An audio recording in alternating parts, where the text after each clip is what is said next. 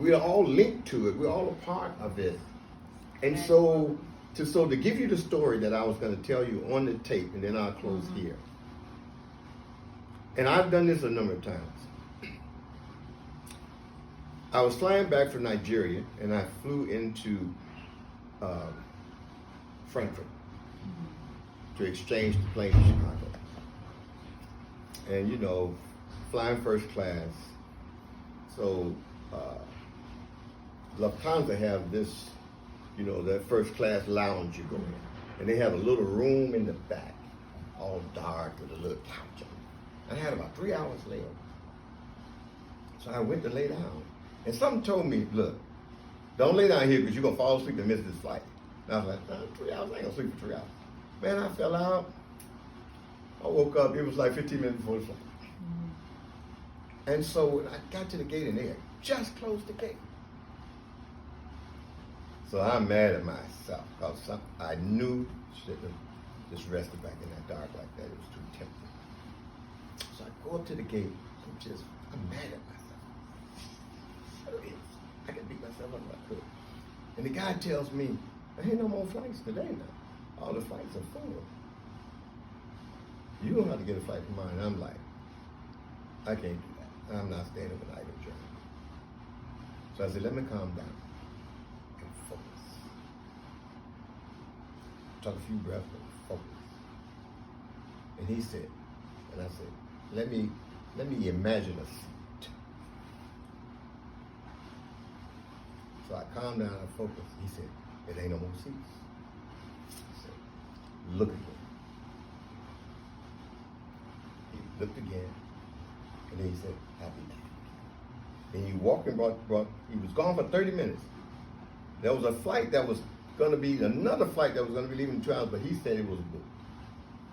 So he looked, he went in the back, he came out with the supervisor. She said, what happened? And I explained it all.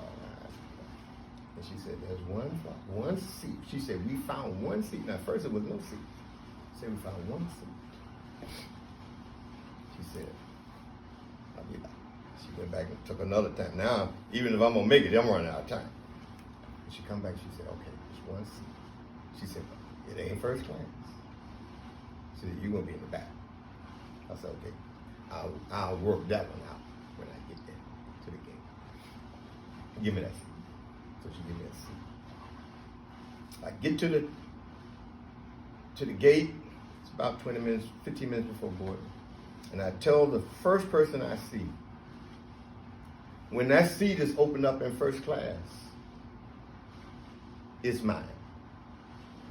And she says, well, let me check.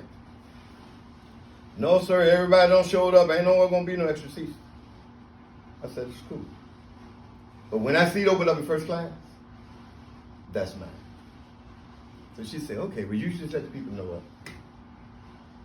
So I did not go, and I'm going through my ticket. The person that's taking the ticket, and I say, when the seat opens up in first class, it's mine. She said, I don't have nothing to do with that. I had to talk to the people on board the plane. I said, it's cool.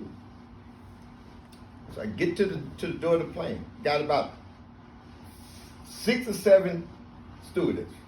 I tell every one of them walking back to that seat way in the back. When that seat opened up in first class, come get me.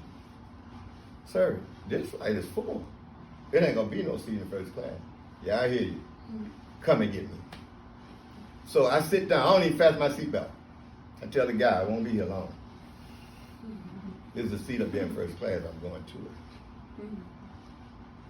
He said, okay. They closed the door to the plane. Click.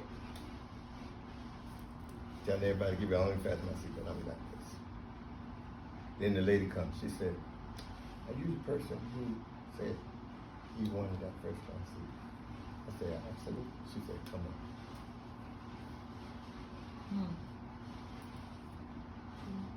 That's what I'm talking about. I was not going to entertain any other idea from anybody else.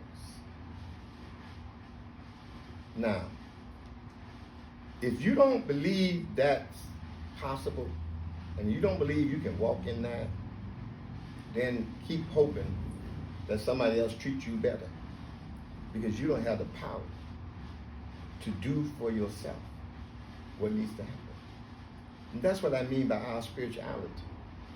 We keep hoping, we keep complaining and hoping and wanting about somebody else acting differently for our sake. It won't happen. Now I'm going to tell you this last story very quickly. I was traveling back and forth to Canada, connecting with some Jews and Israelites and all of that. And they were having an event, and I brought some of the saints, musicians with me. So I had a singer, a drummer, a keyboard player, and a percussionist. And I'm looking at all this equipment. We land in Winnipeg, and I'm looking at all this equipment, and I'm saying, how are we gonna get all this equipment to the hotel? And I'm thinking, it'll at least take 2 or 3 taxis. I get outside, we get outside the airport, and there's a stretch limousine. And there's a guy seat with his head wrapped. And I say to him, who are you here to get? And he says, where you want to go? And I said, we need to go to the hotel. He said, I'll take you there for free. So we load up in the stretch limousine. So he's driving, he's looking back in his rearview mirror. He's looking back in his rearview mirror. Looking back in the rearview mirror. And then finally he says to me, how are you? And I'm sitting in the seat directly facing, and I said, we're the black gods, and we're back. Just like that. We're the black gods, and we're back. And he said, I know.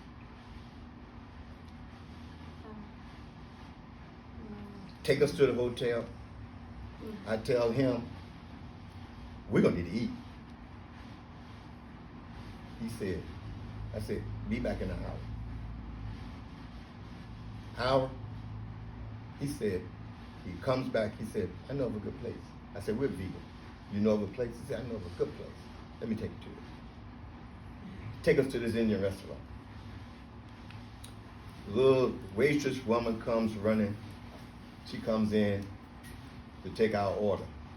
And the Indian, the woman who owns the restaurant, she comes running out. No, don't take the order. She said, I know you all are special. She said, I said, we're the black gods. And we're back. She said, please let me fix something special. I said, well, go ahead. She did 11-course meal. He said, we ain't pay nothing.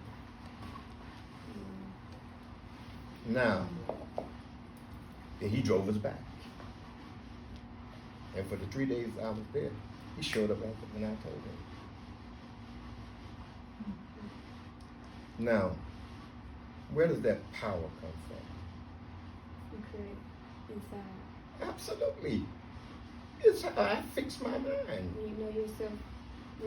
And the universe, because that's how it works. The universe conforms to, what did Oprah say? You don't become who you want to be. You become who you believe yourself to be. So I'm saying our consciousness is off. Because we still don't know where is God in the mirror. Bring him out. And when we get there, everybody knows they're waiting. But since we don't know, it's the Lion King story. Kuna Matata. So, thank you.